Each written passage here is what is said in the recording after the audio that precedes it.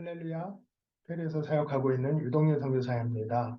하나님 나라를 위해 기도하며 애쓰시는 귀한 동역자 여러분들과 이렇게 말씀을 함께 나누게 되어 반갑고 감사드립니다. 오늘은 시선이라는 제목으로 여러분과 함께 하려고 합니다. 오늘 함께 하실 하나님의 말씀은 사도행전 2장 25절 말씀입니다. 제가 봉독하겠습니다. 내가 항상 내 앞에 계신 주를 배웠으며 나로 요동하지 않게 하기 위하여 그가 내 우편에 계시도다. 아멘.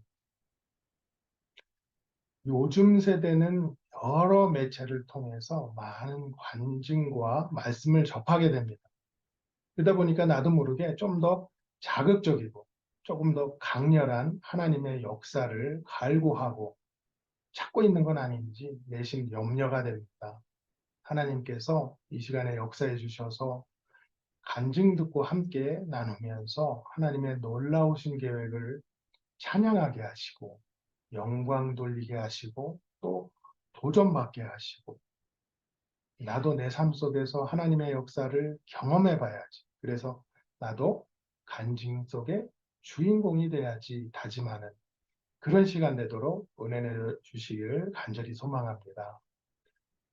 하나님께서는 우리들 삶 가운데 많은 것들을 보여주시고 깨닫게 하십니다. 지금도 계속 훈련시키시고 다듬어 가고 계시는데요. 일전에도 말씀드렸듯이 성품, 마인드, 자세 차근차근 될 때까지 가르치시면서 우리를 세워나가고 계십니다. 한 번은 예술전도단 얘기 듣고 존경스러운 부분이 하나 생겼어요. 한 집에 같이 살면서 서로 서로를 이제 다듬어 가고 있더라고요. 저도 뭐 한 1년 정도 청년들끼리 같은 공간에서 살아봤는데 이게 얼마나 힘든 일인지 몰라요. 근데 결혼해서 아이까지 있다? 이제 막 부딪힐 일이 수백 가지가 있겠죠. 이분들은 그렇게 서로를 이제 다듬어 가면서 훈련들을 합니다. 정말 대단하죠. 저희는 지금 아동 사역을 하고 또 그 부모님들과 예배를 드리고 있는데요. 하나님께서 어느 날 제 주변의 모든 사람들을 다 흩으신 적이 있습니다. 청년들이고 아이들이고 선생님이고 제 주변에서 싹 사라졌어요. 완전히. 그때 잃어버린 사람들 중에 마지막 날까지 하나님을 만나지 못하고 소천한 사람도 있습니다. 나 때문에. 지금 생각하면요. 무척 안타깝고 후회되고 너무 죄송해요. 이때부터 하나님께서는 성품을 다듬어 가시는데요. 어찌하여 내가 화를 내느냐? 얼굴빛이 달라진 까닭이 무엇이냐? 하나님께서는 저에게 분노에 대해서 그렇게 경고를 하셨습니다. 대체적으로 한국 사람은요, 특히 한국 남자는 화가 많은 것 같아요. 왜 그런가 조사해 봤더니 한국 사회는 남자가 우는 건 용납이 안 됐어요. 창피한 거죠. 대신 뭐 하는 건 묵인해줘요? 화내는 거. 그러니까 남자들이 울 수는 없고 화내면서 풉니다. 그리고 시대적으로 전쟁을 치렀던 나라들, 예를 들어서 이제 우리나라 6.25 이후에 엄마들은 성격이 억세집니다. 남자들은 전쟁 가서 다 죽었죠. 혼자 자식들 먹여 살려야 되니까 어쩔 수 없는 거예요. 그런 환경에서 자란 이제 상처 입은 아이들은 나중에 자기 자식들한테는 눈치 안 보고 살게 하려고 힘든 일도 안 시키고 또 치맛바람이 거세지게 됩니다. 그러니까 아이들한테 강요도 하고 억압도 해가면서 이거 다 너 잘되라고 하는 거야. 어디서 많이 들어보셨죠? 그 엄마 밑에서 자란 아이들 특징이 이렇습니다. 마마보이가 되거나 여성성이 지배하거나 아니면 깊숙이 마음 깊숙이서 여성에 대한 반발감이 생기게 되는 거죠. 시대별로 이게 각 나라 국민성이 그렇게 만들어집니다. 여하튼 남자들 화를 무지 잘 냅니다. 역시나 저도 지적을 많이 받았어요. 진짜 여기서 벗어나려고 얼마나 몸부림쳤는지 모릅니다. 그래서 이번엔 각오를 단단히 하고 결심을 합니다. 화나는 일이 생기면 하나님을 생각하자. 응? 하나님 생각하면 괜찮아질 거야.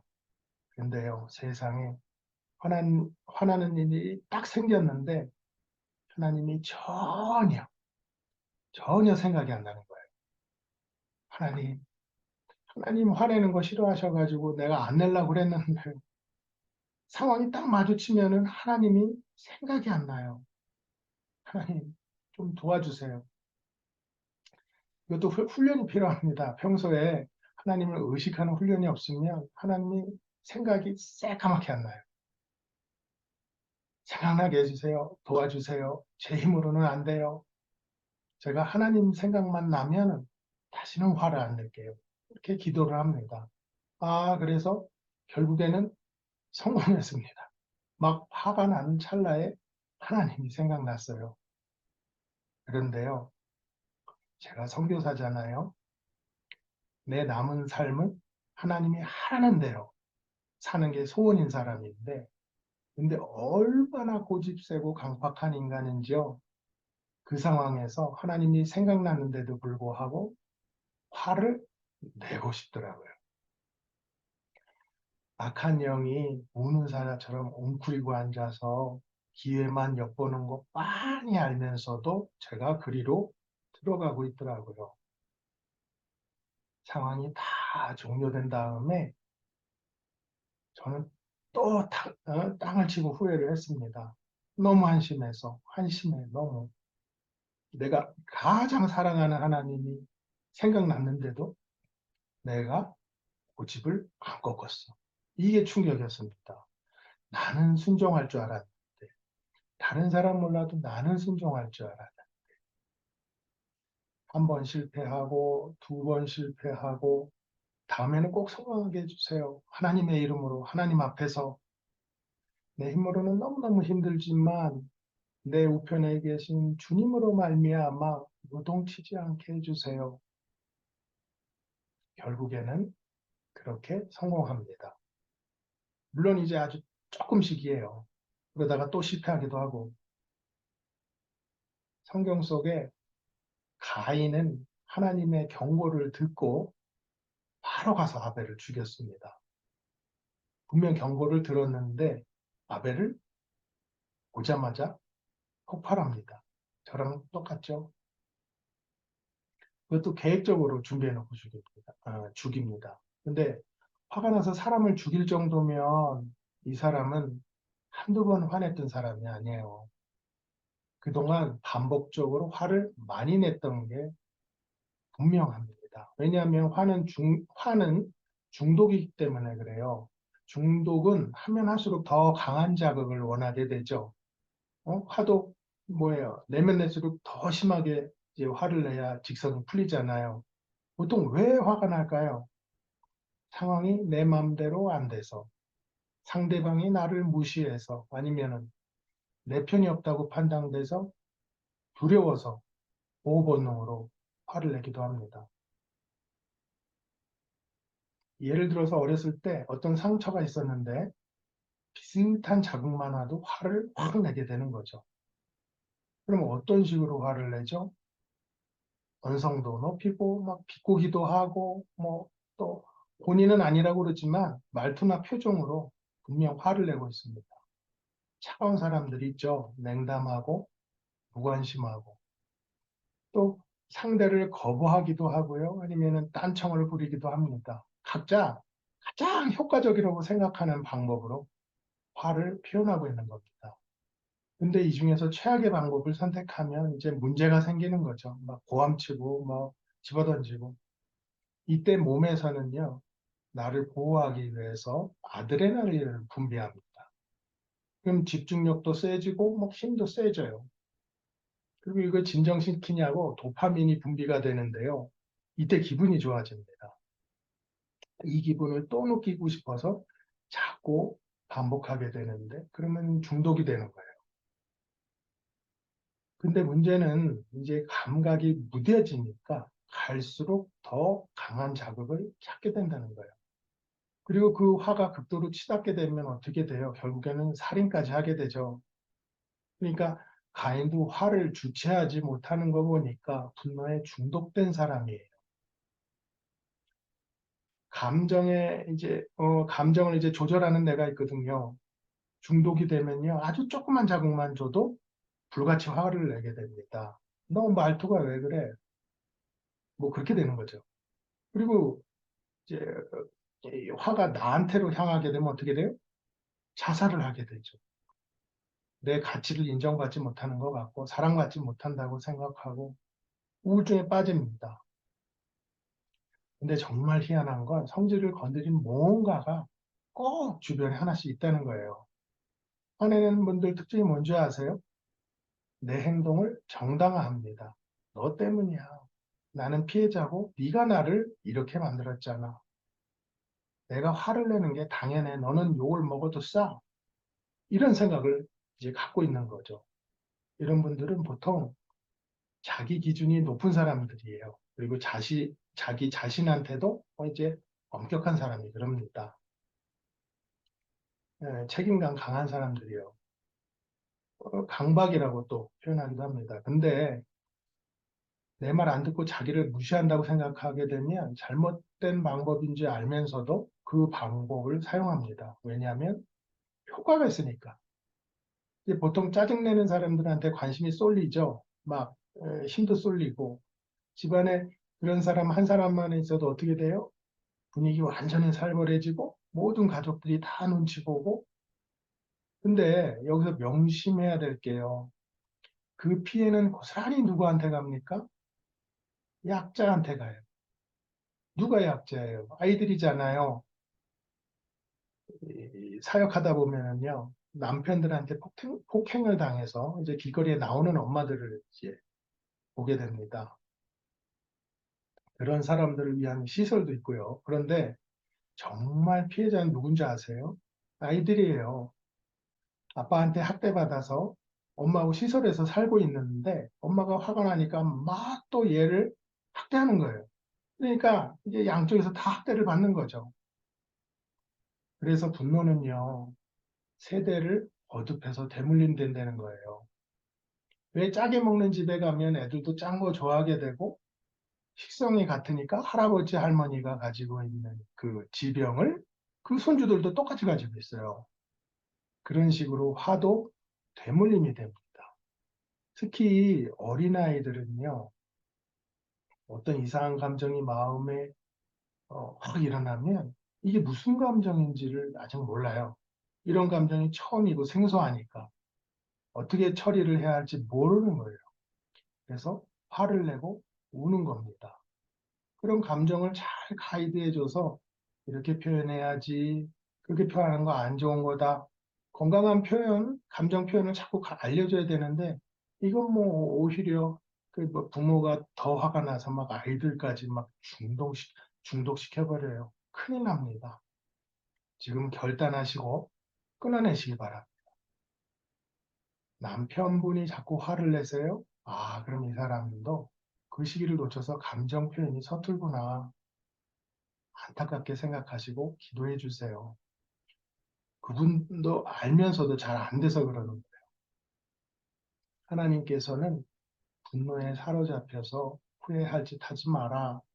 화를 그렇게 품고 있으면은 제가 너를 집어삼키려고 시시때때로 노리고 있다가 너를 지배할 거야. 그러니까는 스스로를 다스려서 죄짓지 말아라. 이렇게 말씀하십니다. 죄가 너를 지배한다. 무슨 뜻입니까? 죄가 지배하게 되면 하나님이 주신 자유의지를 뺏겨서 내 의지와는 상관없이 죄가 나를 좌지우지하게 된다. 이 뜻입니다. 내 의지를 뺏기는 거예요. 그걸 보고 중독이라고 합니다. 어차피 뭐 막 가는 인생 될 대로 되라. 나를 포기하는 거예요. 알코올 중독, 마약 중독, 뭐 게임 중독, 성 중독, 뭐 디지털 중독, 설탕 중독, 쇼핑 중독, 일 중독 다 똑같습니다. 왜 중독이 되죠? 자기가 컨트롤할 수 없는 한계까지 가면 그 상황에서 벗어나고 싶어 해요. 그런데 잘 안 되니까 어떻게 해요? 잊어버리고 싶은 거예요. 그 상황을. 그때 뭔가 도움을 받죠? 안 보이는 철장에 꽉 막혀서 사방이 막 쪼여오는 것 같고 막 이유 없이 두려움이 막 몰려오니까 막 침대 속에 들어가서 발발발발 떨고 있고 거기서 도망 나가고 싶은데 근데 갈 데가 없어요. 혼자 고립된 것 같고 외롭고 그래서 술을 마십니다. 잠깐 동안은 복잡한 생각을 잊을 수가 있죠. 근데 술에서 깨면 어떻게 돼요? 또 막 자책감이 들고 당황스럽고 조급해지고 원망하게 되고 화를 냅니다. 이 상황이 또 숨이 막히니까 여유가 없어지고요. 뭘 선택해도 나는 내가 잘못하는 것 같고 오늘 하루를 아슬아슬하게 살아갑니다. 나는 하루하루를 죽어가고 있는 걸까? 살아가고 있는 걸까? 결국 자포자기를 합니다. TV 드라마, 그거보다도 못한 성경, 진리가 자유를 준다는데 이건 뭐 회복은커녕 뭐 위로도 안 되는 것 같고 오히려 주구장창 드라마 보고 TV 보고 있으면 마음이라도 편해요. 잊어버리니까. 그러니까 그런 방법들에게 계속 의지하고 중독이 되는 겁니다. 요즘에 디지털 마약이 더 극성이죠. 뭐 짧고 자극적인 영상들 말하는데요. 아이들이 막 쉽게 노출되고 있습니다. 성경에서 하지 말라고 하는 것들이 많습니다. 정말 많죠. 쭉 뽑아보면 모두 다 중독하고 관계 있습니다. 나 내 혼자 힘으로 벗어나지를 못하니까 하나님이 제발 하지 말라고 그렇게 굳고 말리셨던 거구나. 그러니까 그 선악과 그거 먹지 말라고 하신 이유가 분명 다 있는 거구나. 악은 한 번 맛보고 나서는 헤어나지 못하죠. 또 반복하게 되고 또 반복하게 되고 나중에 죄에 끌려다니게 됩니다. 그러니까 선한 데는 지혜롭고 악한 데는 제발 미련하라는 말입니다. 악은 아예 발을 들여놓지도 말고 알 필요도 없는 거예요. 중독이 뭐예요? 내가 항상 하던 거 갑자기 끊으면 어쩔 줄 몰라 하는 게 중독이잖아요.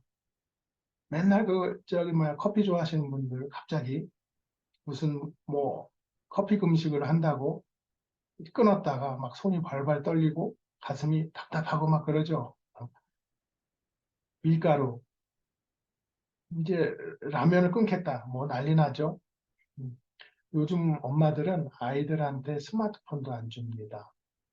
스마트폰에 중독된 뇌하고 약물에 중독된 뇌가 비슷하다잖아요. 이제 그만 보라고 이제 뺏어요. 그럼 어떻게 돼요? 막 집어던지고 소리 지르고 난리가 납니다. 이게 다 중독이에요. 가만 보면 이 중독들이 분노하고 연결들이 되어 있습니다. 그래서 이걸 좀 어떻게 애초에 조절하려고 그러면 이제 일단 자극이 들어오면 화를 내기 전에 일단 머릿속에서 해석을 하거든요. 이게 화낼 일인가 아닌가. 그러니까 이 프로세싱이 시작될 때 아예 하나님이 주신 자유의지로 억지로라도 좋은 방향으로 해석해서 화낼 거리를 차단하는 거예요. 그리고 화는요, 싸워서 이기는 게 아니더라고요. 그냥 피하는 거더라고요. 화내봐야 나중에는 꼭 후회돼요. 이제 딴 데다가 에너지 다 쏟아버리고 정작 정말 정성을 들여야 될 때 정성을 못 들여요. 이 손해가 이제 이게 이만저만이 아닙니다.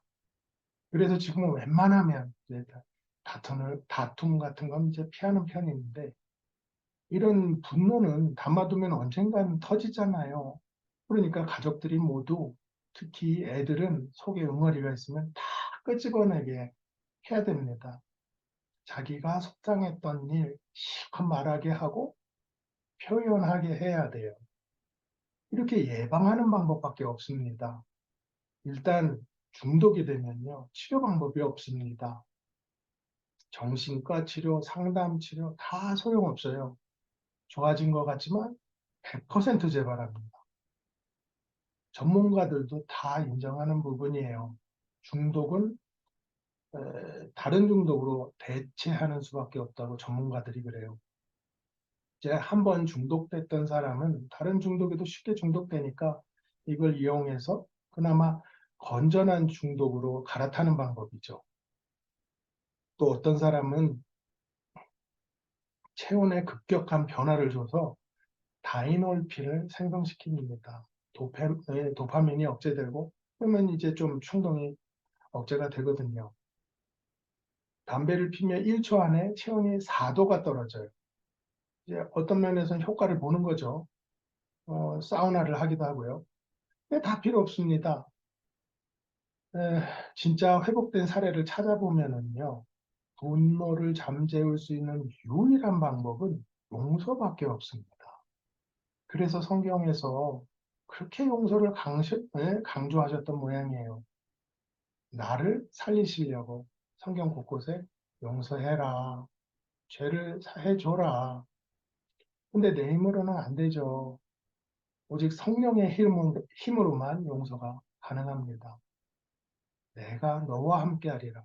내가 너를 인도하리라. 내가 너를 굳세게 하리라. 온전히 하나님 은혜로만 우리는 중독을 이길 수 있고 이 세상을 이길 수 있는 겁니다.